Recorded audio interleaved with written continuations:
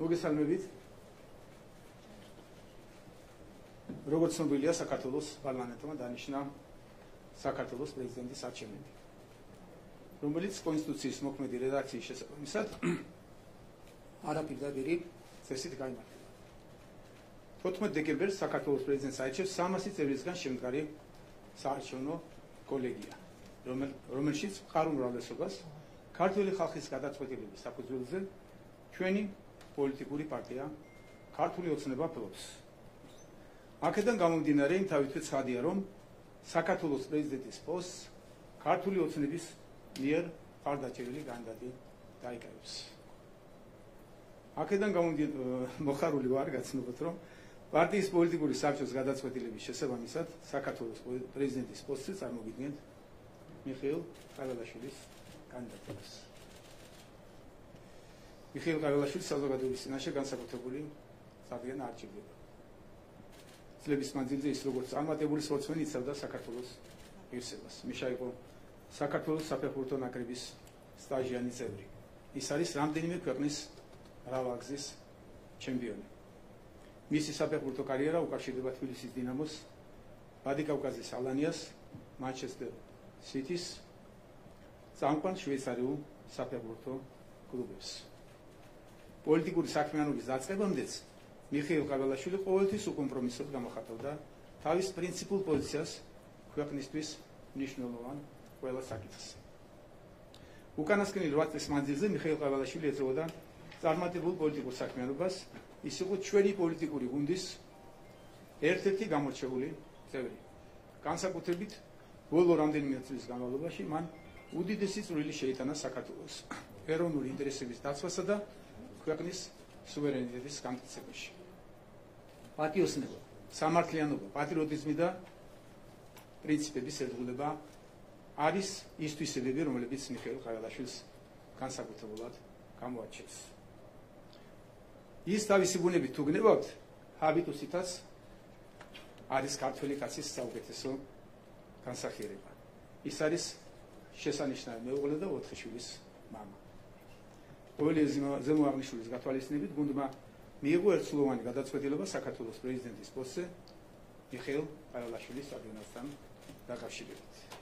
დარწმუნებული ვარ, მიხეილ ყაველაშვილი სრულად დაუბრუნებს პრეზიდენტის ინსტიტუტს დროებით წარქმეულ ღირსებას. 29 დეკემბერს შედგება ახალი პრეზიდენტის ინაუგურაცია და ამ დღიდან წარსულს ჩაბარდება საქართველოს პრეზიდენტის მიერ ქვეყნის ღალატისა და კონსტიტუციის სისტემატური დარღვევის უხეში პრაქტიკა, რომელმაც პრეზიდენტის ინსტიტუტს უდიდესი ზიანი მიაყენა. ეჭვგარეშეა, რომ მიხეილ ყაველაშვილი იდგება არაუცხოური ძალის, არამედ ქართული სახელმწიფოს და ქართული ხალხის სამსახურში და თავის წვლილს შეიტანს ჩვენი ქვეყნის წინსვლასა და წარმატებაში. მიხეილ ყაველაშვილს მინდა უსურვო წარმატებული საქმიანობა საქართველოს პრეზიდენტის პოსტზე. მადლობა.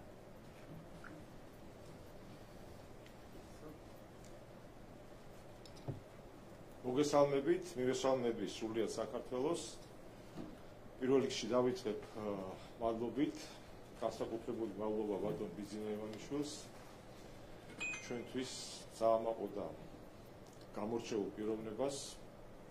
ყოველთვის აღნიშნავდი, რომ მე ამაყე ვარ და ბედნიერი ვარ ესეთ რთულ გამოწვეულ ეპოქაში ჩვენი ქვეყნის დაცვა მიწევს ამ ადამიანთან ერთად და დიდი მადლობა იმისთვის, რომ ეს ნდობა ასე ვთქვათ მომანიჭა. ასევე ჩემს თანამებრძოლებს, უმრავლესობის თითოეულ წევრს განსაკუთრებული მადლობა მათაც ამ ნდობის გამოცხადებისთვის.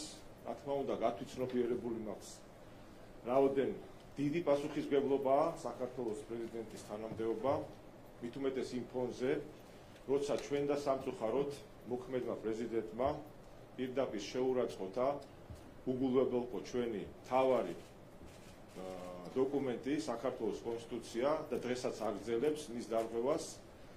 ის იმ ფონზე, რომ სწორედ აქედან გამომდინარე ჩვენი საზოგადოება არის დაპირისპირებული, რადიკალიზაცია, პოლარიზაცია გაღვივებული, მით უმეტეს იმ ფონზე, რომ ჩვენი არაკეთილმოსურნე მეგობრები ბჭყალებში ასევე ეხმარებიან, რომ ეს პროცესი უფრო მეტად გამძაფრდეს. აქედან გამომდინარე, ერთ-ერთი მთავარი მიზანი და მისია იქნება, რომ კონსტიტუციურ ჩარჩოში დავაბრუნოთ პრეზიდენტის ინსტიტუცი, ჩვენ გვაქვს ძალიან გამართული კონსტიტუცია და ძალიან საპასუხისმგებლო პრეზიდენტის ინსტიტუტი და ყველაზე მთავარი მოცემულობა არის, რომ სწორედ ზეპარტიული საზოგადოების გამაერთიანებელი უნდა იყოს საქართველოს პრეზიდენტი. საქართველოში ქართველებს არ გვესწავლება, რომ სიძულვილი ნამდვილად ყოფს და აპირისპირებს ადამიანებს. ამის აპირისპიროდ არის სიყვარული გამაერთიანებელი.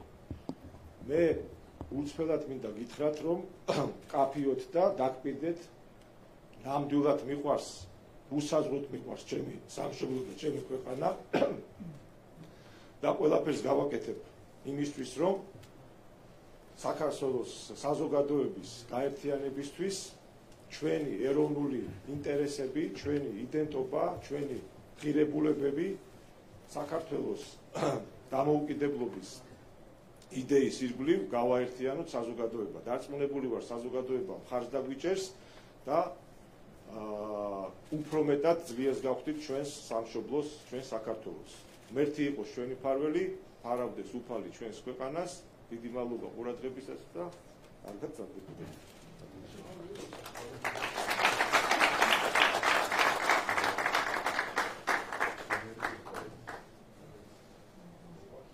ბატონო ბიძინა, ანტიდასავლური რიტორიკა მოგისმენია თვითმფარველად. რის გამო დაიმსახურა ანტიდასავლური რიტორიკის გამო ბატონო ბიძინა?